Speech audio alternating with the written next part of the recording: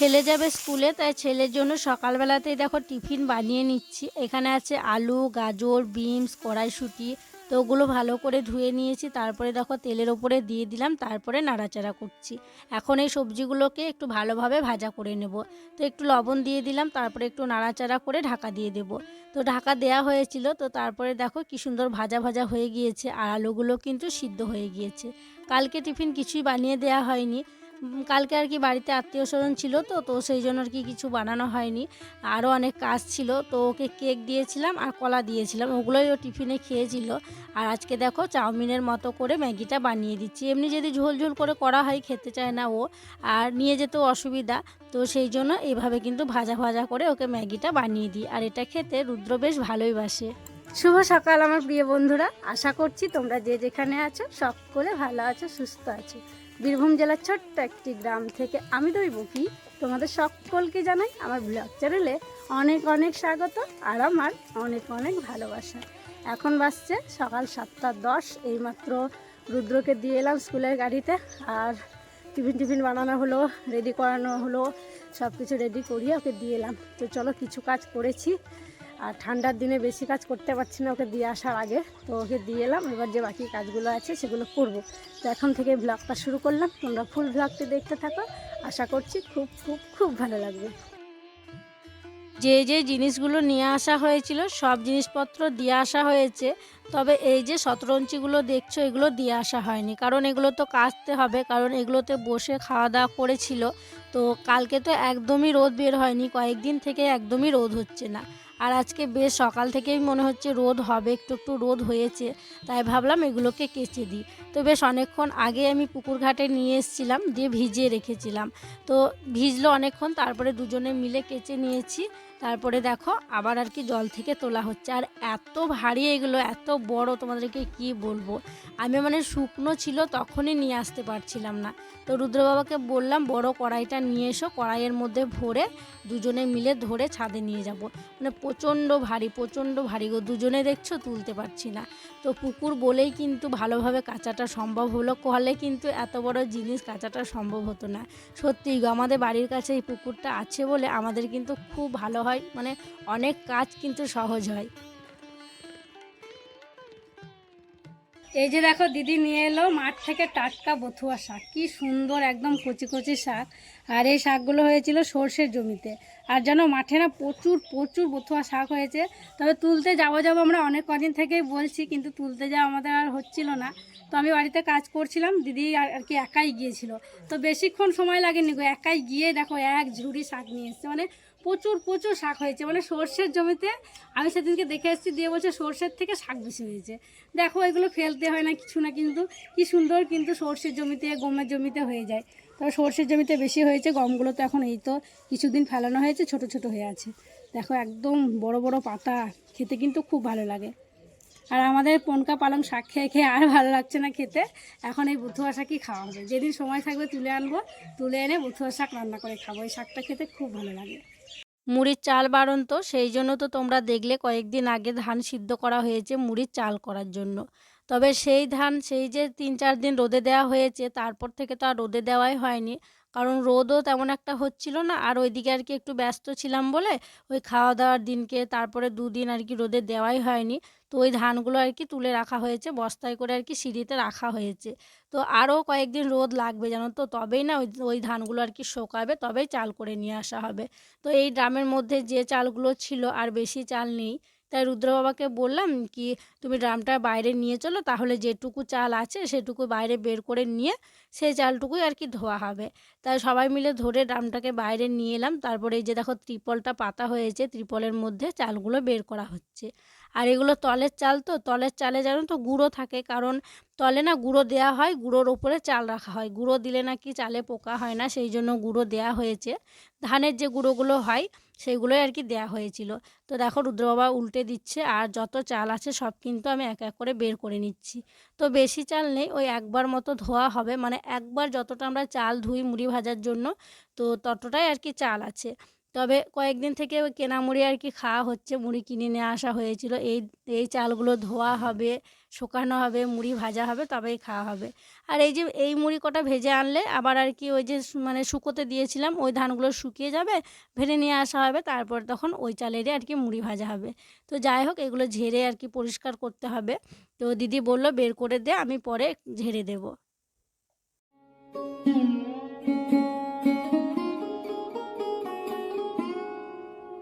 চলে এসেছি মাঠে, আমাদের কতটা পেঁয়াজ লাগানো হয়েছে সেটা দেখার জন্য, আর একটু পেঁয়াজ লাগাতে আছে সেটুকু লাগানোর জন্য।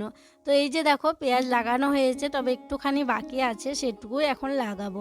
তোমরা তো পরশু দিনকে দেখেছিলে যে পেঁয়াজ লাগাতে এসেছিলাম যা ভাসুরকে নিয়ে, তবে সেই দিন তো জল পাওয়া যায়নি, মানে এক এক করে জল দিতে দিতে আমাদেরকে দিতে আর কি বিকেল হয়ে যেত।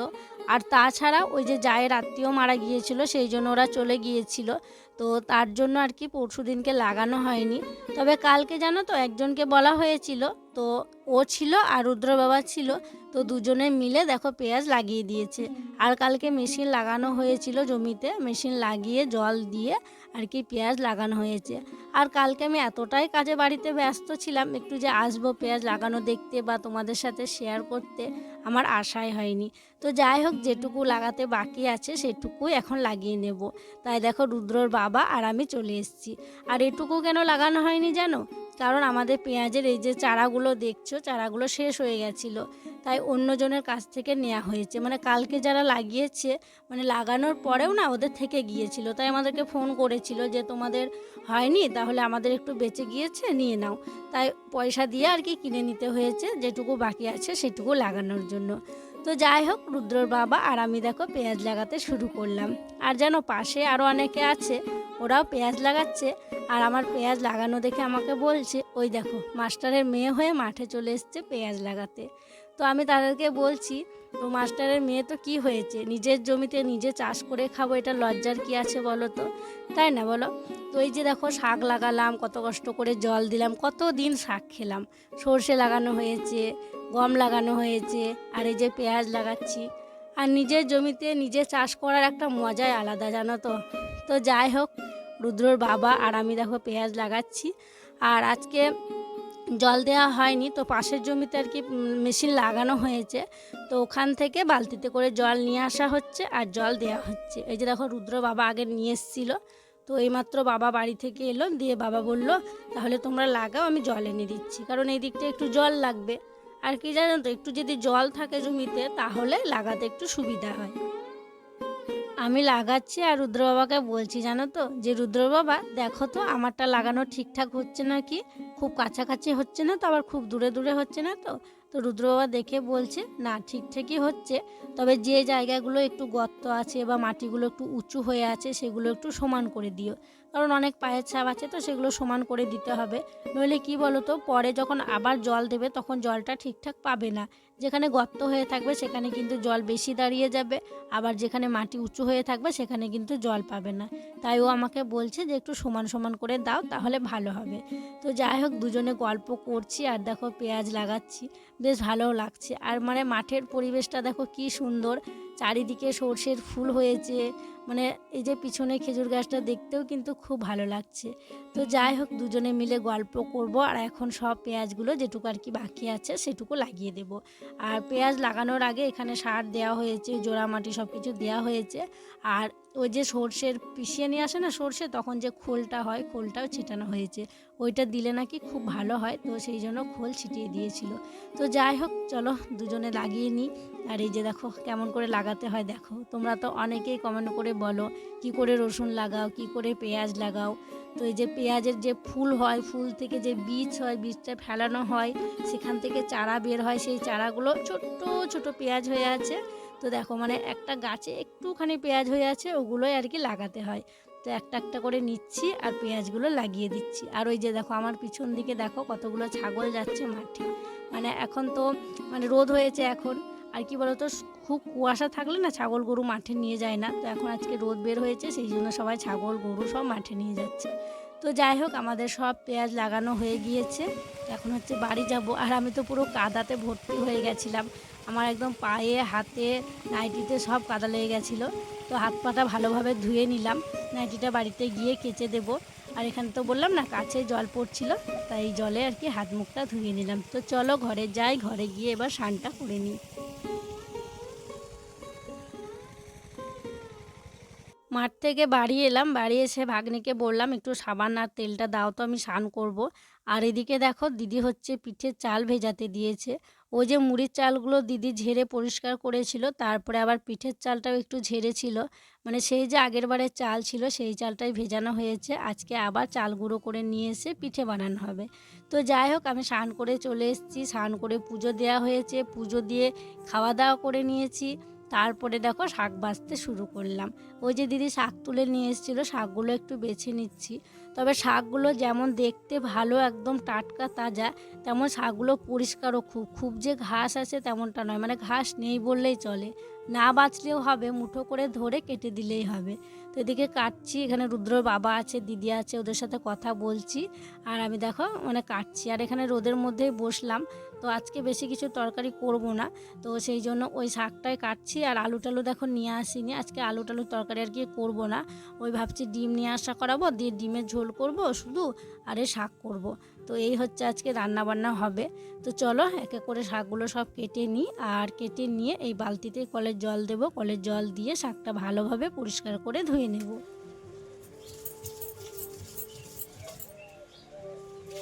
উনুন ধরিয়ে দিয়েছি। তো একদিকে দেখো ভাত হচ্ছে, একদিকে তরকারিটা করে নিচ্ছি। তরকারি বলতে শাকটাই এখন করছি। আর জানো হাঁড়িটা প্রথমে ওইদিকে দিয়েছিলাম, কড়াইটা এই দিকে দেওয়া ছিল। তবে শাকগুলো থেকে এত জল বের হচ্ছে, জলটা শুকোতেই চাইছে না, তাই আবার কড়াইটাকে ওই দিকে দিলাম।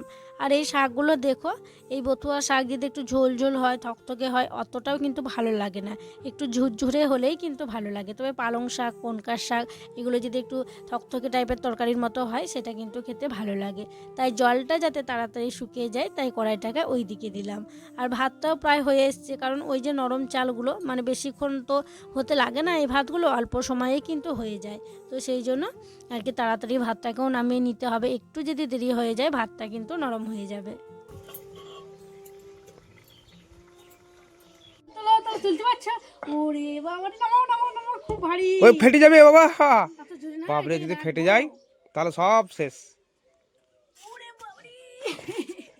এই দেখো বন্ধুরা, ওই যে ওখানে একটা, ওই দেখো ওখানে একটা কুমড়ো ছিল, ওই কুমড়োটা দেখো কত বড় হয়েছে, প্রায় 10 কিলো ওজন হবে গো। ও আমি পুরো তুলতে পারছি না। আর এই যে বিরাট কুমড়ো হয়েছে দেখো কুমড়োটা, তো ওখানে তো বাঁশ দিয়ে একদম ঠেকা দিয়ে কুমড়োটাকে রেখেছিলাম খুব যত্নে একদম। তো এখন হচ্ছে কুমড়োটা রাখবো ভাবছি, এখন খাবো না, পরে খাবো। তো ইঁদুরের অত্যাচারে কোথায় রাখবো সেটাই ভাবছি, জানো তো। মানে এত মোটা কুমড়ো, আর তার উপরে যা পেকেছে কুমড়োটা, না দারুণ, একদম পাকা কুমড়ো না? তাই হলো, এতগুলো গাছের মধ্যে একটা কুমড়ো পাকাতে পারলাম, মানে দারুণ লাগছে দেখে, একদম মানে আমার হাত ধরে যাচ্ছে গো। তো কুমড়োটা কোথায় রাখবো সেটাই ভাবছি, ইঁদুরের অত্যাচার কোথায় রাখলে ভালো হয় বলো তো? ওকে কোথাও ঝুলিয়ে রাখতে হবে। উড়ে বাবারে, আমি নিজে নিজে মুঝে মাথায় তুলতেই পারবো না গো, বিশাল ভারী সত্যি। মা হাসিটা দেখাও একবার, দেখো মা কেমন হাসছে দেখো। হ্যাঁ তোমাকে তো কুমড়ো বালি লাগছে, আমার সবজি বালি। মায়ের কি হাসি, আবার কুমড়ো মাথা নিয়ে দেখে সত্যি প্রচন্ড ভারী। চলো কুমড়োটাকে ঘরে রাখি আপাতত। বাবা বলছিল তেল মাখিয়ে রোদে রাখতে হবে, দিয়ে তখন রাখতে হবে, তাহলে নাকি খারাপ হয় না। সলিড কুমড়ো একদম। চলো ঘরে রেখে দিই কুমড়োটা। রুদ্রর বাবা আজকে মুড়ি খায়নি, জানো তো। ওই যে 10টার দিকে আমরা সবাই মুড়ি খাই, ও খায়নি, তাই রান্নাবান্না হওয়া মাত্রই ও বললো যে খেতে দিয়ে দাও। তাই আমার কাজ বাদ দিয়ে ভাবলাম তাহলে আগে খেতে দিই, 19 সালে নেতা দেওয়া হয়েছে, তাই খেতে দিয়ে দিলাম। তো খেতে যখন দিলাম ভাবলাম আমি যখন খেতে দিতে শুরু করেছি তাহলে সবাইকে দিয়ে দিই, বাবা মা ভাগ্নি রুদ্র সবাইকে দেখো খেতে দিয়ে দিয়েছি। আর আজকেও বেশ ভালোই রোদ হয়েছে, তাই উঠোনেই বসা হয়েছে। আর কালকে কিন্তু মানে ঠান্ডা ঠান্ডা ছিল, সেই জন্য আমরা সবাই ঘরে বসেই কিন্তু খাওয়া দাওয়া করেছিলাম। তো যাই হোক খাওয়া দাওয়া করে নিচ্ছি। আর বললাম তো আজকে শাক করা হয়েছে আর ডিমের তরকারি করা হয়েছে, অন্য কোনো কিছু করিনি। রাত্রে তো পিঠে হবে, তো সেই জন্য বেশি তরকারি পাতেও করলাম না, রাত্রে সবাই আর কি পিঠে খাবে, তো ওই দিয়ে আর কি দিনের বেলায় আমাদের গরম গরম ভাত শাক খাওয়া হয়ে যাবে। আর ওই যে বথুয়া শাকগুলো খেতে তো সবাই খুব ভালোবাসে, আর জানো তো ওই শাকগুলো খেতে খুব ভালোও লাগে। তো যাই হোক রুদ্র বাবা বললো লঙ্কা এনে দাও, তাই রুদ্র বাবাকে লঙ্কা এনে দিলাম।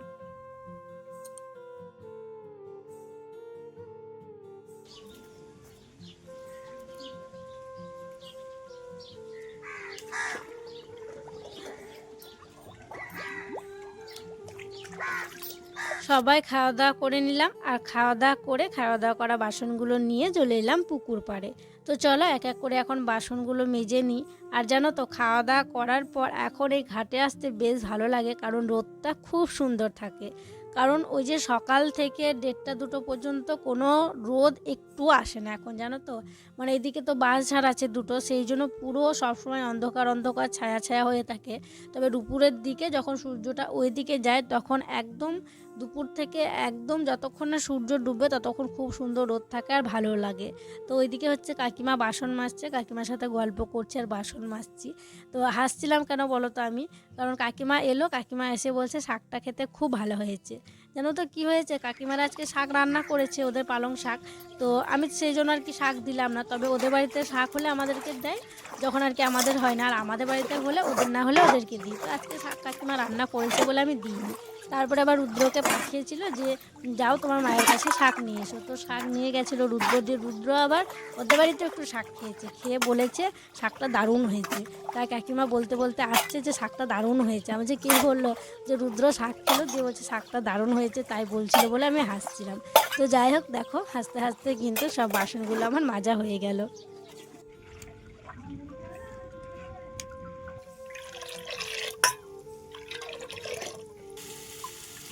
দেখো বন্ধুরা, আজকে সন্ধেবেলায় আবারও পিঠে করছি, দিদি আর আমি, আর বাচ্চারা এই যে বসে পড়েছে পিঠে খাওয়ার জন্য। এখনও পিঠে হয়নি, একটা কেবলে একটা দিয়েছে, আর ওরা বসে পড়েছে খাওয়ার জন্য। ওরা বলছে কখন হবে কখন খাবো, মানে এই পিঠেটা খেতে সবাই খুব পছন্দ করে। রুদ্রসোনা পিঠে খাবে তো নাকি? পিঠে খেয়ে পড়াশোনা করবে তো? আর সেই যে আগের বারের চাল ছিল, ওই চাল একদিন মানে গুঁড়িয়ে নিয়ে এসেছিল, একবার হয়েছিল সেদিন, 3বার হয়েছিল বোধহয়। আর এই যে ছিল আর নেই আগের বারের চাল, এই কটা আর কি শেষ, আবার ধান সিদ্ধ করতে হবে, দিয়ে চাল করতে হবে। তো এই দেখো এক হাঁড়ি একদম গোলা হয়েছে, যে হাঁড়িতে আমরা রান্না করি, যে হাঁড়িতে ভাত হয়, তো এই এক হাঁড়িগুলো নিয়ে পিঠে করা হবে, অনেক পিঠে করা হবে। আর এই যে দেখো কেমন একদম স্থিরভাবে একদম পিঠে করা দেখছি। গালে হাত দিয়ে দেখতে হবে। হ্যাঁ, টুপি নাও কেন মাথায়? যাও টুপি নিয়ে এসো। ঠান্ডা লাগালো মাথায়? হ্যাঁ, নুনের কাছে বসে আছে তো অতটা ঠান্ডা লাগছে না, সেই জন্য আর কি টুপিটা খুলে দিল, একটু আগে পরেছিল, খুলে দিয়েছে। উনুন ধরে যাওয়ার পর বর্তন বসানো হয়েছিল, আর যেটাতে আমরা পিঠে করি সেটাকে আমরা বর্তন বলি। তো এটা হচ্ছে লোহার একটা জিনিস, সেটাতেই পিঠে করা হয় আর খুব পাতলা পিঠে হয়।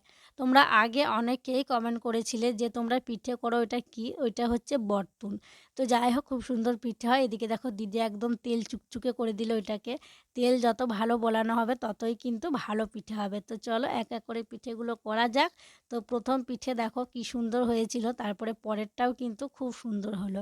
তো এক এক করে কিন্তু এভাবেই সব পিঠেগুলো করা হবে।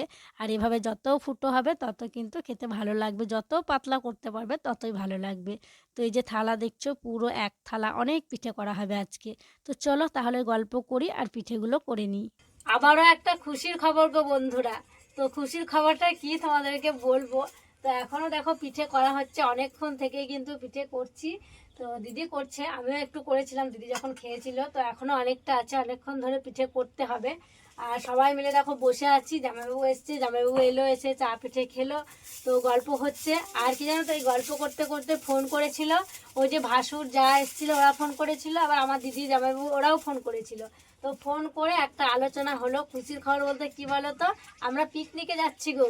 তো সেটাই হচ্ছে খুশির খবর। তো তখন এসেছিল, একটু আলোচনা হয়েছিল যে চল সবাই মিলে একটু পিকনিকে যাই, ভালো হবে, কোথাও তো যাওয়া হয় না। তো কনফার্ম ছিলাম না যে যাওয়া হবে, তো এই মাত্র ফোন করে আর কি বলছে, মানে আমাদের চেষ্টাও নেই, মানে সত্যি আমরা ভাবতেই পারিনি এবার আমরা পিকনিকে যাবো। মানে ভাবনা আর কি মাথাতে ছিলই না যাবো। হ্যাঁ যে আমরা তো যাবোই না জানি আমরা তো। এমন করছে যে মানে যেতেই হবে মনে হচ্ছে, যে এত বারবার করে বলছে চল চল একটা দিন ঘুরে আসি, তো বাইরে যাওয়া হবে পিকনিক করতে। আমার তো আনন্দে কি বলবো, আনন্দে পুরো আমি আত্মহারা। পিকনিকে যাব, সবাই মিলে আনন্দ করবো, কি মজা হবে।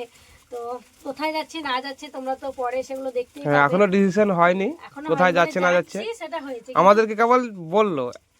কিন্তু কোথায় যাব সেটা এখনো হয়নি। গাড়ি টাড়ি দেখুক, গাড়ি পাওয়া যাচ্ছে নাকি দেখা যাবে, যে যেখানে যাব বলবে সেখানকার গাড়ি পাওয়া যাচ্ছে নাকি দেখতে হবে, তারপরে কিন্তু আমাদের পিকনিকে যাওয়া হবে। তো যাই হোক, আর কয়েকটা আর কি পিঠে করতে আছে, পিঠেগুলো করা হয়ে গেলে আমরা সবাই ঘরে চলে যাব। তো চলো তাহলে আজকের মতো এখানেই বিদায় নিচ্ছি। তোমরা সকলে ভালো থেকো, সুস্থ থেকো।